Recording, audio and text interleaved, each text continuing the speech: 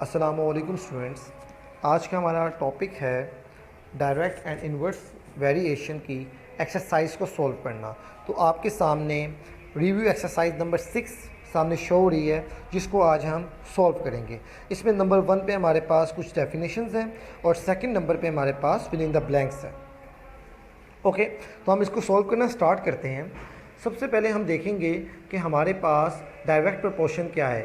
Basically हमारे पास direct proportion basically एक relationship है जिसके अंदर हम दो क्वांटिटीज़ के दरमियान में ऐसा रिलेशनशिप है कि उसमें एक क्वांटिटी के बढ़ने से दूसरी क्वांटिटी भी बढ़ती है और एक क्वांटिटी के कम होने से उसी तरह दूसरी क्वांटिटी जो होती है वो उसमें कमी वाक़या होती है। तो ये बेसिकली हमारे पास डायरेक्ट प्रोपोर्शन है। ठीक, उसके बाद हमारे पास है write the formula to show the relation between time, speed and distance. तो हमारे पास फार्मूला जो डिस्टेंस का होता है वो होता है distance multiply by speed multiply by time. और स्पीड की डेफिनेशन क्या है? Distance covered by a unit time is called speed.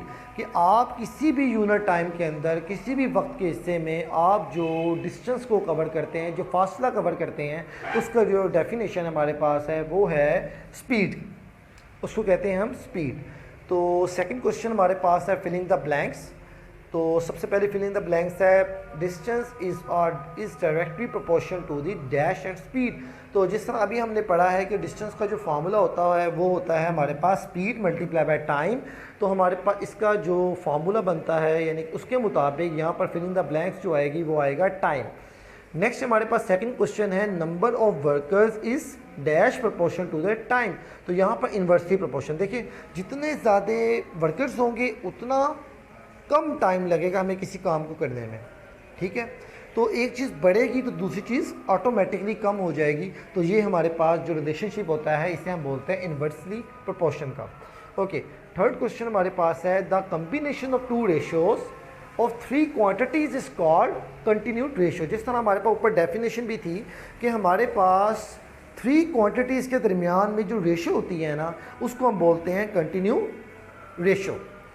Question number 4 हमारे पास है distance is equal to speed multiply by time और speed is equal to distance over time. देखें आपने ऊपर 4 फिलिंग द ब्लैंक्स को ज़रा गौर से देखें तो उसमें क्या हो रहा है कि स्पीड और टाइम आपस में मल्टीप्लाई हो रहे हैं। तो अगर हम टाइम को उधर लेकर जाएंगे तो क्या होगा, बराबर के तरफ लेकर जाएंगे तो क्या होगा कि ये डिवीजन में आ जाएगा। तो यहाँ पर हमारे पास जो आंसर आएगा इसका speed is equal to distance over time. Next question हमारे पास है in a ratio A ratio B and B ratio C. B क्या होगा हमारे पास? Common number. बी क्या होगा हमारे पास? Common number.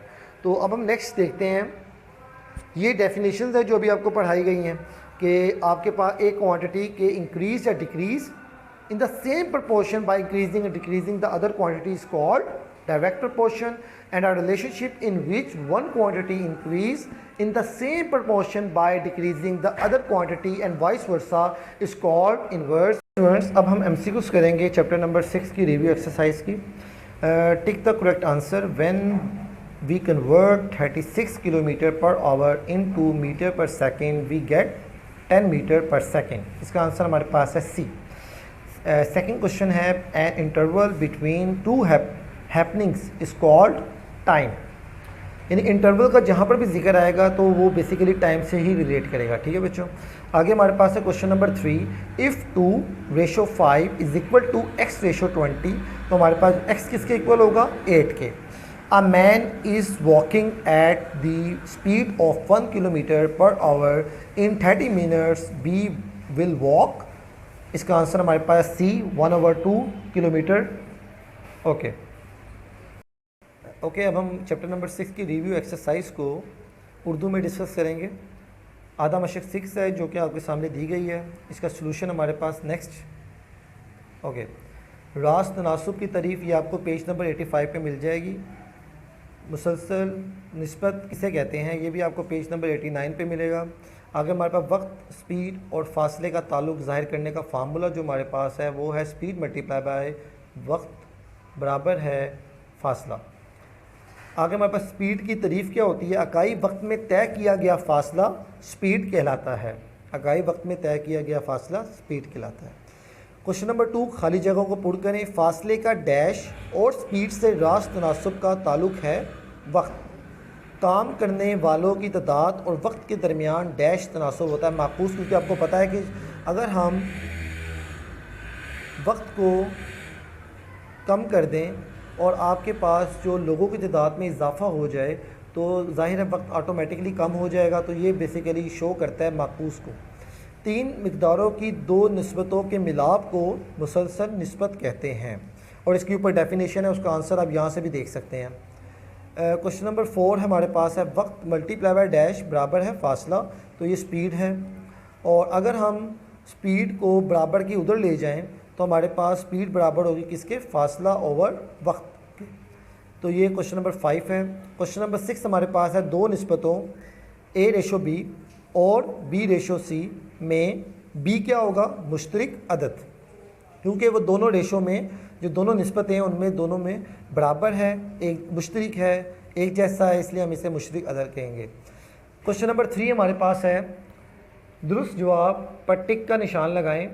36 किलोमीटर फ़ी घंटा को मीटर फ़ी सेकंड में तब्दील करने से हासिल होता है। इसका आंसर हमारे पास है जीम 10 मीटर फ़ी सेकंड। 2 वक़्वात का दरमियानी वक्फ़ा कहलाता है वक्त। इसका आंसर है अलिफ। अगर हमारे पास 2:2:5 बराबर है x निस्बत 20 तो x किसके बराबर होगा, 8 के। एक आदमी 1 किलोमीटर फ़ी घंटा की स्पीड से चल रहा है। 30 मिनटों में वो फासला तय करेगा हाफ किलोमीटर, 1/2 किलोमीटर्स।